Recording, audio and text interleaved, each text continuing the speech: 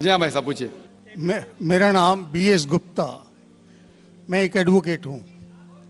दो कम्युनिटीज जो भारत में रहती हैं, जी दो कम्युनिटीज जो भारत में रहती हैं, मेजोरिटी कम्युनिटी 80% जिसको कहते हैं हिंदूस और 20% मुस्लिम्स, उनके बीच में गलत या सही ये भावना है कि इस्लाम जो फैला था वो तलवार के जोर से फैला था। हिस्टोरिकल फैक्ट है या ये मिथ है कह नहीं सकते, लेकिन क्या ये सच है कि 3000 से 6000 तक हिंदू मंदिरों को गिरा के मस्जिद में बदला गया? क्या ये सच है कि स्पेशली औरंगजेब के वक्त में हजारों लाखों हिंदुओं को ज़बरदस्ती उनके जनेऊ काट के उनको मजबूर किया गया कि वो मुसलमान बने? नंबर 2, जो कि आज के समय के अनुसार एक सवाल मैं पूछ रहा हूँ, हिंदुओं पर हिंदू मैरिज एक्ट लागू है, जिसकी परिभाषा में सिवाय क्रिश्चियंस और मुस्लिम्स को छोड़ के बुद्ध और जैन को, सिखों को, सबको शामिल किया गया है।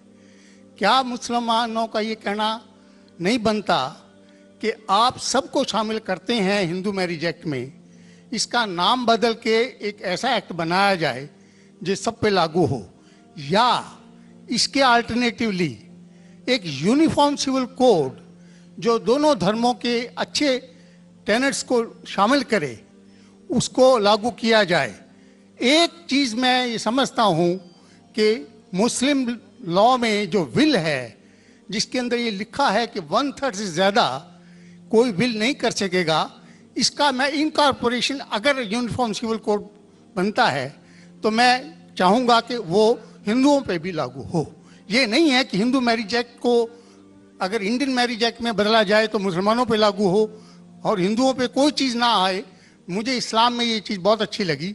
ऐसे ही कोई यूनिफॉर्म सिविल कोड के लिए ये मुस्लिम आगे क्यों नहीं आ रहे, इसकी वजह मुझे बताई जाए। भाई साहब ने 3 सवाल पूछे एक सवाल में। पहला सवाल कि हिस्ट्री से पता चलता है कि इस्लाम तलवार के जोर पे फैला कि नहीं, लेकिन ये मुझसे पूछ रहे क्या ये हकीकत नहीं है कि 3000 से ज़्यादा मंदिरें गिराई गई थी और मस्जिद बनाए गए और बहुत से लोगों का कत्ल किया गया? ये बिल्कुल गलत है, अफवाह है। ये मैं कह सकता हूँ कि कुछ मंदिरें शायद गिराई गई होंगी, इससे मैंने कहा तो एक भी मंदिर नहीं गिराई गई। हो सकता है कि कुछ मुसलमान अपने आप को जो मुसलमान कहते हैं उनने आके कुछ मंदिरों को गिराया होगा और मस्जिद बनाया होगा, हो सकता है। लेकिन ये कहना कि 3000 से 6000 मंदिर गिराए गए, ये बिल्कुल अफवाह है, बिल्कुल गलत है, बेबुनियाद है, बिल्कुल बेबुनियाद है। कुछ मुसलमान राजाओं ने गलत काम किए होंगे, उससे आप इस्लाम को दोषी नहीं ठहरा सकते। अगर हिटलर ने 60 लाख यहूदी को जिंदा जलाया तो मैं कह सकता हूं कि क्रिश्चियनिटी खराब है? बिल्कुल बेबुनियाद है। और हिटलर ने किया, बाइबल में तो ही लिखा है कि जलाना चाहिए। इसी तरीके से ये खाली अफवाह है। कुछ मंदिरों को शायद गिराया गया होगा, मैं ये नहीं कहता कि नहीं गिराया गया, लेकिन उसको छोटी चीज को लेके उछाला जाता है मीडिया में और किताबें लिखी जाती है। आप देखो टीपू सुल्तान के खिलाफ आ गए। आज भी आप जाएंगे मैसूर के अंदर, उसके आजू बाजू आप देखेंगे तो टीपू सुल्तान के जो आंगन के अंदर है उसके अंदर मंदिर है। अगर आप ये कहते सच है कि 3000 से 6000 मंदिर को गिराया गया था, तो आप कैसे जिंदा बचे?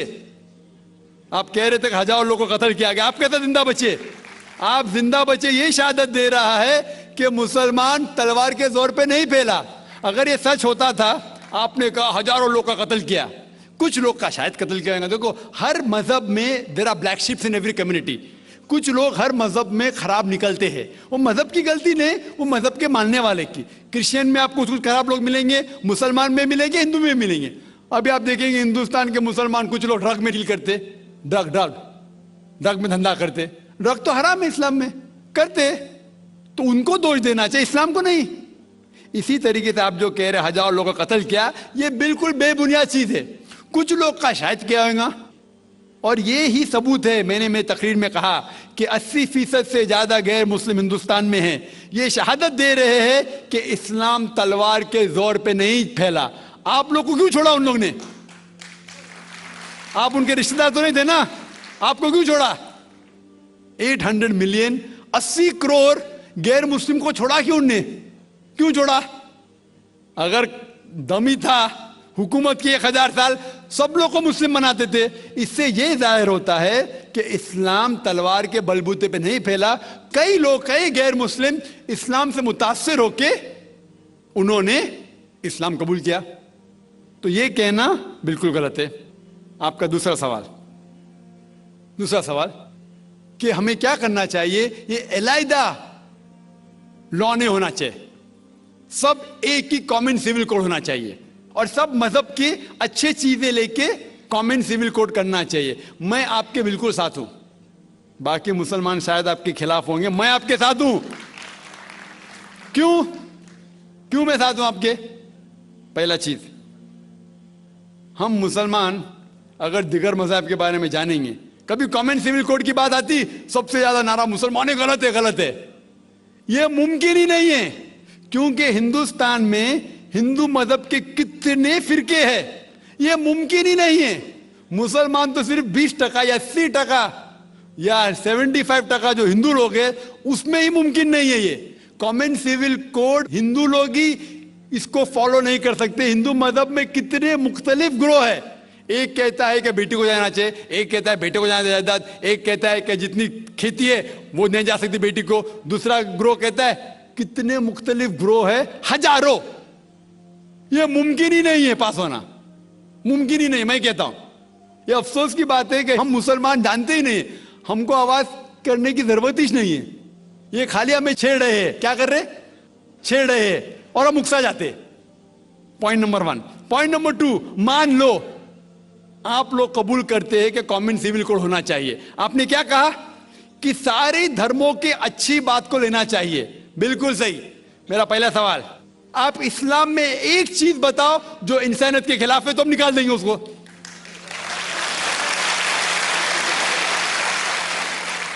आपका यह कहना बिल्कुल सही है कि बाकी मज़ाहिब की अच्छी चीजें जो है, मिसाल के तौर पे मैंने तकरीर की similarities between Hinduism and Islam, तो जो अच्छी चीजें हिंदुइज्म की मैं ले चुका हूं। Similarities between Christianity and Islam, जो अच्छी चीजें इस आयत में ले चुका हूं। मैं ये पूछना चाहता आपसे, एक चीज जो इस्लाम में खराबी है वो तो बताओ मुझे, तो उसको निकालेंगे ना। लेकिन मंच के ऊपर जब डिबेट होएगा, इंशाल्लाह मैं आऊंगा इंशाल्लाह। हाँ, मंच पे जब डिबेट होएगा कि हम क्या करेंगे, हर मज़हब की अच्छी चीज होंगी। तो मैं ये चाहता हूं कि इस्लाम की तरफ से उस मंच पे, उस स्टेज पे इंशाल्लाह मैं आऊंगा। ये चैलेंज है। कोई भी शख्स हिंदुस्तान में हो, मिनिस्टर हों दो, कोई भी स्वामी हों दो, कोई भी शंकराचार्य हों दो, इंशाल्लाह मैं तालिब इल्म हूं इस्लाम और दीगर मज़हब का। मैं तस्लीम करता हूं कि डिबेट होना चाहिए, हक बात जो निकली, लेकिन उसके ऊपर अमल भी होना चाहिए। हक बात जो सबसे बेहतरीन है इंसानियत के लिए, उसके ऊपर अमल होना चाहिए। इसलिए जो आखिरी किताब जो अल्लाह सुब्हाना व तआला नाजिल की कुरान शरीफ, वो इंसानियत के लिए सबसे बेहतरीन किताब है, उसके ऊपर अमल होना ही चाहिए। आपका तीसरा सवाल, क्या ये हिंदू जो है इनहेरिटेंस के अंदर, ये इनहेरिटेंस जो होता है इस्लाम के अंदर, 1/3 हिस्सा, 1/3 हिस्सा हम विल में दे सकते हैं। देना जरूरी नहीं है, दे सकते हैं। इस्लाम के जो विल के अंदर जो आता है इनहेरिटेंस, वो कुरान की आयत है सूरह निसा की सूरह नंबर 4 आयत नंबर 11, 12 और 176। उसमें कहा गया है कि जो भी आपकी जायदाद है, अल्लाह सुब्हान ताला कह चुका है कि आपके बेटे को बेटियों से डबल मिलेगा। आगे लिखा गया है आपके वालिदैन को 1/6 मिलेगा। सिर्फ अगर बच्चे हैं तो वालिद वालदा को दोनों को 1/6, अगर बच्चे नहीं है तो वालदा का 1/3।